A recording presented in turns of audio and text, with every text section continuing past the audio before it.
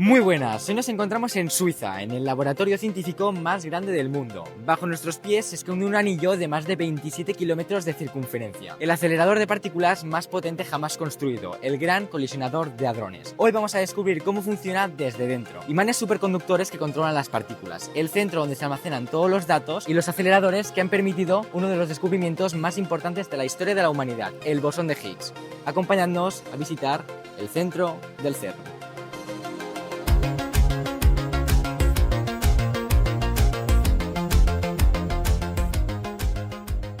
Pues yo soy Paula, estoy haciendo aquí un doctorado en física de aceleradores, llevo como 2 años y medio casi. Empecé como summer student haciendo física de partículas y luego me he cambiado eso ya a la parte de aceleradores, que es lo que os voy a enseñar hoy un poco. Y de hecho lo que se ve aquí en las paredes es como un esquema del LHC, que es el Large Hadron Collider, 27 kilómetros de circunferencia, pasa a 2 países. De hecho ahora estamos en Francia y hemos venido de Suiza. Se aceleran protones casi todo el tiempo y se colisionan a casi la velocidad de la luz, donde producimos partículas pues muy elementales y podemos estudiar de qué está hecha la materia a nivel más elemental. Y hay 4 puntos que aquí están marcados donde se estudian estas colisiones. Uno de ellos es Atlas, que puede que sea el más famoso porque es el que cantó el Higgs un poco, por decirlo así, el bosón de Higgs. TMS, Alice, que está ahí en esta esquinita, es donde se recrea un plasma de quarks y gluones que imita muy bien los primeros instantes del universo. Y aquí también tenéis como en el suelo un poco pues las dimensiones, y de hecho ahora estamos situados en la criogenia del CERN, es donde se testean todos los criogénicos, que son los materiales que se utilizan para enfriar los imanes, porque los imanes tienen que estar muy fríos, a menos 271 Kelvin. El CERN es un lugar en donde está el punto más frío con los imanes y más caliente con las colisiones que podemos alcanzar en toda la Tierra. Pero ¿y por qué no construir el acelerador en la superficie? Esto donde estamos es una maqueta de cómo es el LHC por dentro, y por dentro me refiero a 100 metros bajo tierra, pues por 3 motivos principales, diría yo. El primero y el último es para gustar. Así hay menos contaminación de ruido de fondo. El LHC es un lugar tan extremadamente sensible que cualquier vibración como trenes, viento o incluso unos pasos podrían alterar la trayectoria de las partículas. Así, a 100 metros bajo tierra, el suelo aísla el experimento del ruido y permite medir colisiones increíblemente delicadas. Luego, por supuesto, hay cierta radiación que emiten las partículas por ir a velocidades muy rápidas, por colisionar, entonces eso, si lo alejamos de la población, mejor. Y luego, a mí una que me gusta mucho, y es verdad, es porque era más barato. O sea, que comprarles las tierras a toda la gente, todos los años, ir como manteniéndolo, es más barato al final construir un señor túnel por debajo que ir pagando a todo el mundo que tenía las tierras y tal. De los 27 kilómetros del LHC, más del 80% son imanes superconductores. Esto permite generar campos electromagnéticos gigantes sin perder energía. Sin superconductividad, los imanes tendrían que ser muchísimo más grandes para curvar las partículas o un acelerador con un radio mucho mayor y prácticamente imposible de construir. Esto, la tecnología de superconducción tiene sus pros y sus contras. Permitió que el LHC midiera 27 kilómetros, porque si no hubiera medido 120 o algo así era como más de 100. Pero por otra parte requiere pues mucho esfuerzo, que es lo que se hace en este edificio. Hay que testear todo, hay que mantener las cosas muy frías, hay que gastarse dinero en eso. Es un desafío tecnológico, ¿no? Este tubo azul tiene apenas medio metro de diámetro y está envuelto de imanes superconductores y sistemas criogénicos que permiten lo que sucede en su interior.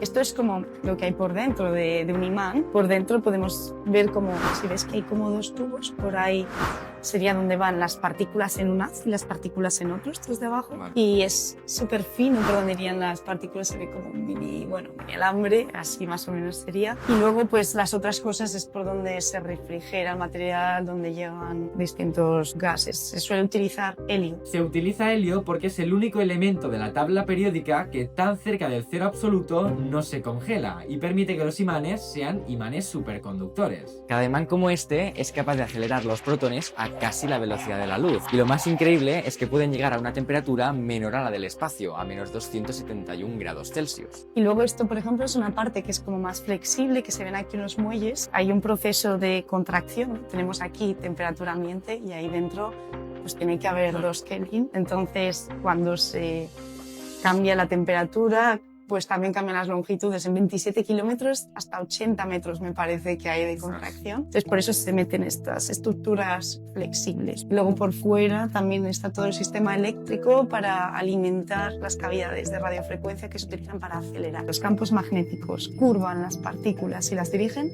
y los campos eléctricos aceleran. O sea, hay que jugar con las dos. Los imanes son campos magnéticos, entonces eso como que guían las partículas, y hay otras cosas que son cavidades de radiofrecuencia. Esto es lo que se utiliza para acelerar partículas, es una cavidad de radiofrecuencia. Entonces las formas son las óptimas para acelerar, pues en este caso eran electrones. Estas aceleran los electrones usando ondas electromagnéticas. Cada vez que el electrón pasa, la onda le da un empujón sincronizado, sumando velocidad una y otra vez hasta llegar a energías altísimas. Otra cosa curiosa es que la gente va en bici a veces de un lado a otro. Ahora mismo no se puede entrar porque hay protones circulando. Yo nunca he entrado al túnel porque no entra nadie que no tenga un motivo por el que entrar. Al final es material sensible. Cada año se detiene unos meses por mantenimiento, porque el resto del año es intocable. Y además, cada cierto tiempo se hacen paradas longevas de 3 años completos para mejorar el acelerador con nuevas tecnologías. Pero mientras está en marcha, nadie baja. Nadie. Es una regla absoluta.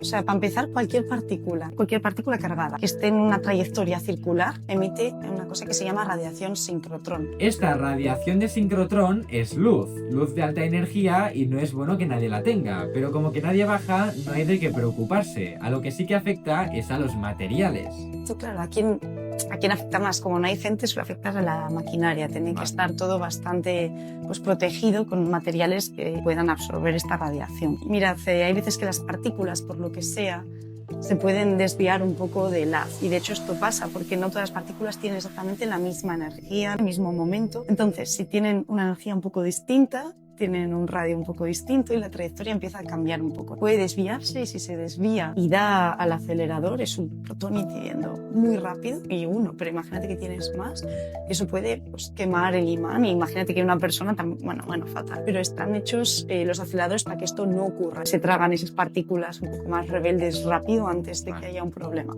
Si hubiéramos cortado estos imanes que os enseñaba, entonces por aquí unas partículas van en esta dirección y otras van en esta, y en algún momento chocan, en algún momento, quiero decir, en esos puntos que habíamos dicho, Atlas, ALICE, TMS y el HCD. Y las partículas no ocupan todo este espacio, sino que van mucho más pequeñas por el centro. Y esto que lo rodea son los imanes. Y aquí esto se llama cuadrupolo porque hay 4 polos se utilizan para enfocar las partículas, como que las aplasta, o en la dirección horizontal o la vertical. Así, el haz se mantiene fino y concentrado durante los 27 kilómetros de recorrido, evitando que las partículas se dispersen.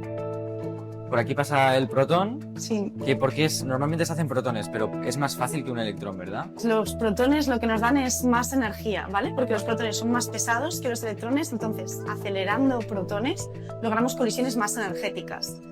Antes se colisionaban y aceleraban electrones, pero en ese choque no se lograban colisiones tan energéticas como las que se querían, pues una colisión energética la lograremos con protones. Con protones se alcanzan energías altísimas, pero las colisiones son más borrosas porque los protones no son elementales, sino que están formados por quarks y no se sabe exactamente dónde colisionará cada uno de ellos. Menos precisión, pero lo suficiente como para poder descubrir partículas pesadas como el bosón de Higgs. Y no solo se acelera uno, ¿verdad? Hay como un conjunto 10 a la de 12. protones. Eso es lo que van como en paquetes, se agrupan en grandes paquetes que luego chocamos dos paquetes entre ellos, vamos a decir. Pues ahora estamos en un acelerador que se puede ver, que ya os digo que esto es un lujo, porque normalmente los aceleradores están bajo tierra, pero este se puede ver porque es un acelerador inicial. Y es que los protones que se aceleran y llegan hasta el LHC pasan por otros aceleradores. En concreto, este de aquí no acelera protones, sino iones pesados, sobre todo plomo. Se utilizan estas colisiones para estudiar los primeros instantes del universo. Se van trasladando de un acelerador a otro. El LHC mide 27 kilómetros, pues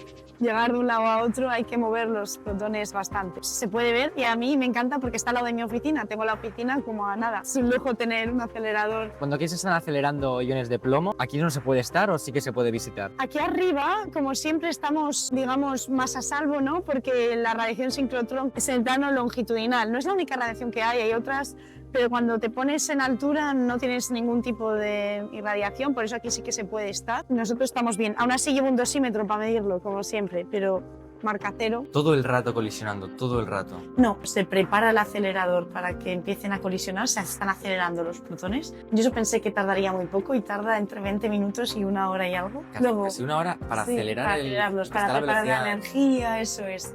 Sí, porque los imanes tienen que prepararse, todo. Luego se chocan, que también va a tardar un rato, no es como que sea inmediato, y luego se vacía lo que ha quedado, que ya no se va a colisionar. Y este proceso se repite, vamos, que no están continuamente chocando.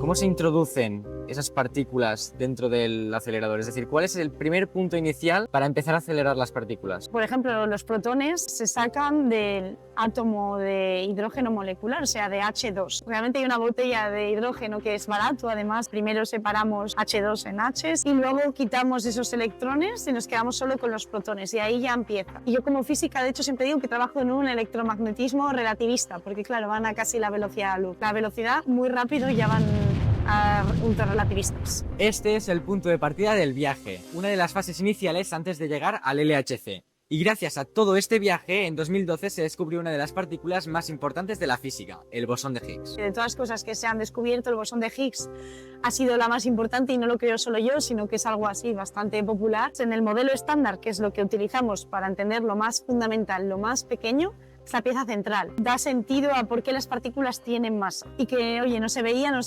y entonces los científicos de todo el mundo dijeron, vamos a hacer un acelerador muy potente que llega a esta energía con el objetivo único y exclusivo de ver si esta partícula existe. Y luego ya veremos más cosas, pero el objetivo principal es este. A los pocos años se descubrió el Higgs y con esto como que se cerró el modelo estándar.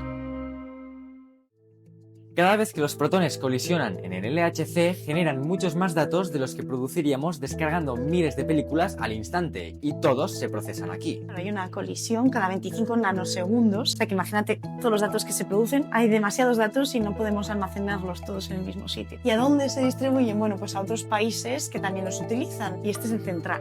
Entonces se pueden ver aquí los servidores que, mirad. Todo esto son discos que almacenan y analizan datos. Eso es, sobre todo aquí se envían a otros sitios, entonces este sistema es como el encargado de enviar a otras partes. Yo siempre digo que el CERN es un muy buen sitio para cualquier ingeniero informático porque es donde también se creó la web, ¿no? La World Wide Web, en un despacho aquí. Los 4 experimentos del LHC generan una cantidad brutal de información. Cada 25 nanosegundos están emitiendo datos que se analizan y almacenan, llegando hasta 1 petabyte al año, lo que serían unos 200.000 DVDs de datos.